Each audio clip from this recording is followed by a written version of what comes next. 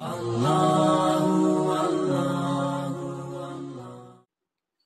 मालूम है कि मुसलमान इस वक्त बेहैसियत क्यों हैं? चूंकि उन्होंने अपनी इस रिलीजियस आइडेंटिटी को खत्म कर दिया है। आपके सामने बहुत सारी अहादीस पेश की जा सकती हैं जिसमें नबी करीम सल्लल्लाहु अलैहि वसल्लम ने इस बात पर जोर दिया है कि अपनी रिलीजियस आइडेंटिटी कायम करो। मिसाल के तौर पर एक हदीस मैं आपको सुनाता हूं। हदीस ये है कि अल फर्कु बैनना व बैनल मुशरिकीन अल अमाइमु अलल क़लानिसी। मिशकात में ये रिवायत है कि हमारे और मुशरिकीन के दरमियान, नबी करीम अलैहिस्सलाम फरमा रहे, हमारे और मुशरिकीन के दरमियान जो फर्क है वो ये है कि वो लोग पगड़ी बांधते हैं बगैर टोपी के, हम पगड़ी बांधते हैं टोपी के ऊपर। पगड़ी वो भी बांधते हैं, पगड़ी हम भी बांधते हैं, लेकिन हमारे यहाँ पगड़ी के नीचे टोपी मिलेगी, उनके यहाँ नहीं मिलेगी। तो इस फर्क को बाकी रखने के लिए आप सल्लल्लाहु अलैहि वसल्लम ने हुक्म दिया अपने सहाबा को। हालांकि ये कौन सी बड़ी बात है, जब एक आदमी ने पगड़ी बांधी तो अब अंदर कौन चेक कर रहा है कि टोपी है कि नहीं है। लेकिन इस चीज के ऊपर तवज्जो दी गई कि छोटी छोटी चीजों में उस कौम की रिलीजियस आइडेंटिटी बाकी रहनी चाहिए। आप आज देख लीजिए सिखों के यहाँ, क्या हमें बुरा लगता है कि अगर सिख अपनी रिलीजियस आइडेंटिटी के ऊपर इसरार करते हैं? बिल्कुल नहीं।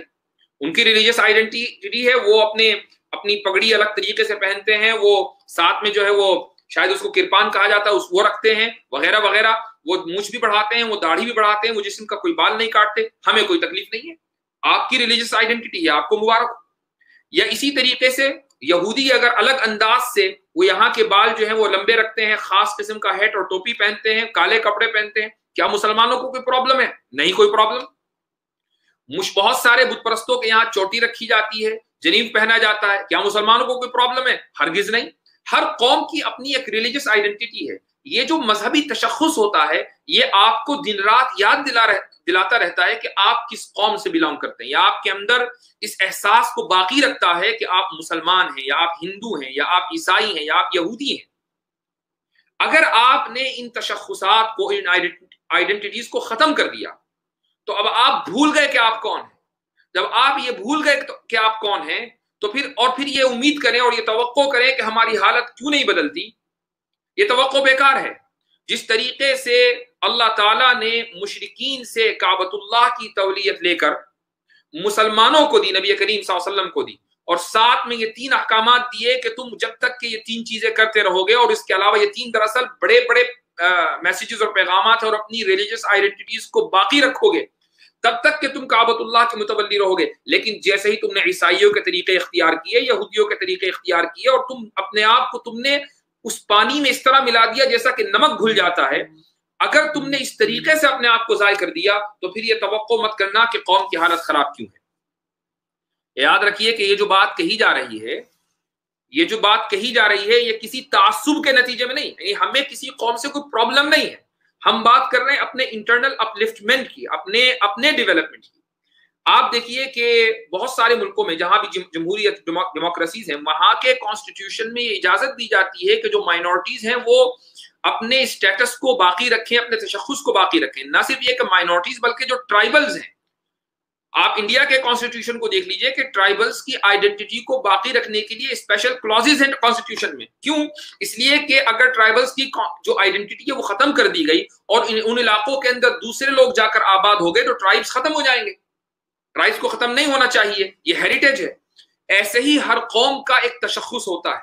हमारी प्रॉब्लम यह है मुसलमानों की कि हम चाहते तो हैं कि हम अपने तरक्की करें, हम चाहते हैं कि हम दुनिया की क़ियादत करें, लेकिन क़ियादत के जो उसूल अल्लाह ताला ने इस सूरत के अंदर बयान किए हैं, सल्ली लिरब्बिका वन्हर, और इन 3 लफ्जों के जरिए ये पैगाम दिया है कि तुम्हारा तरीका अलग होना चाहिए। एक हदीस में आपको और सुनाता हूं, नबी करीम सल्लल्लाहु अलैहि वसल्लम का इरशाद है कि खालिफुल यहूद वन नसारा, और आगे आपने फरमाया कि वाफुल लुहा व कस्सुश शवारिब, कि अपनी दाढ़ियों को बढ़ाओ और अपनी मूछों को तराशो।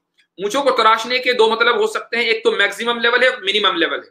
मैक्सिमम लेवल यह है कि आप मूछों को बिल्कुल ही साफ कर दें, यह है मैक्सिमम लेवल।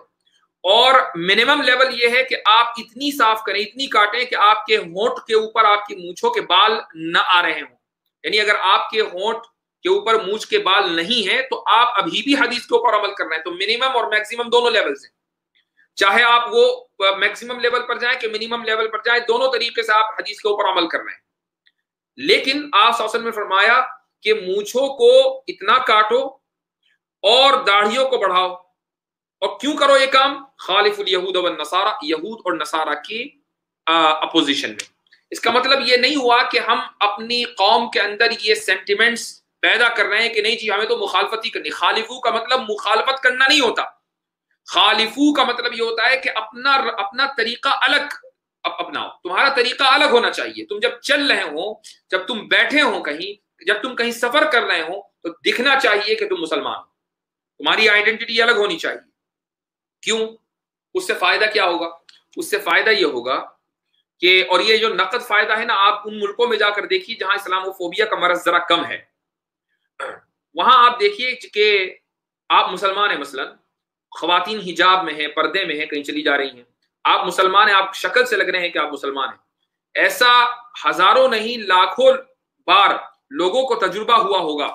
یعنی ایک بڑی تعداد مثلا امریکہ میں مسلمانوں کی رہتی ہے. آپ کسی سے بھی پوچھ لیجئے, ہر ایک کی زندگی میں تجربہ ہوگا بشرطے کہ وہ مسلمان نظر آتا ہو, کہ ایک آدمی اس کے پاس آیا اور کہا کہ آپ مسلمان ہیں. بالکل, میرا ایک سوال ہے آپ کے مذہب کے بارے میں. وہ کیسے آیا پہچان کر؟ وہ اس لیے آیا کہ آپ نے اپنی ریلیجیس آئیڈینٹی کو باقی رکھا. اب جب آپ نے اس سوال کا جواب دیا اور اس کو مطمئن کر دیا, وہ مسلمان ہو گیا.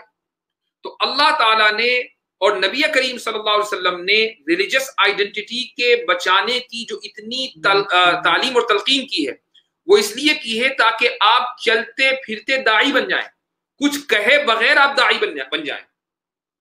یعنی آپ کی زبان سے کچھ نہیں نکلا, آپ نے کوئی تقریر نہیں کی, آپ اپنی صرف اس مذہبی تشخص کے ساتھ کہیں چلے جا رہے ہیں, وہ آپ کے پاس لوگ آ جاتے ہیں سوال کرنے کے لیے. تو یہ آپ ہی کے پاس کیوں آئے, کسی دوسرے کے پاس کیوں نہیں گئے؟ چونکہ وہ جانتے ہیں کہ یہ مسلمان ہے, سوال کا جواب یہی دے گا.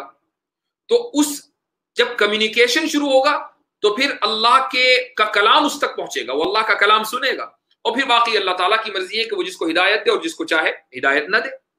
تو ہر مسلمان جب تک کہ چلتا پھرتا داعی نہ ہو تب تک کہ مسلمان ترقی نہیں کر سکتا.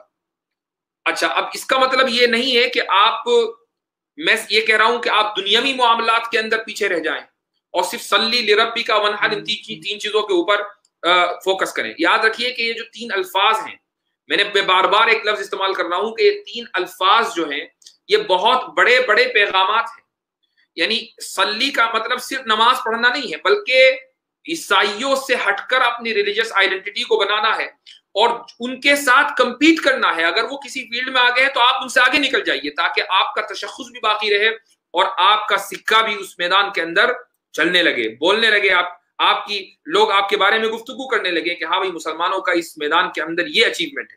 یہودیوں کا اگر کسی میدان میں اچیومنٹ ہے تو آپ ان سے زیادہ اچیومنٹ کر کے دکھائیے.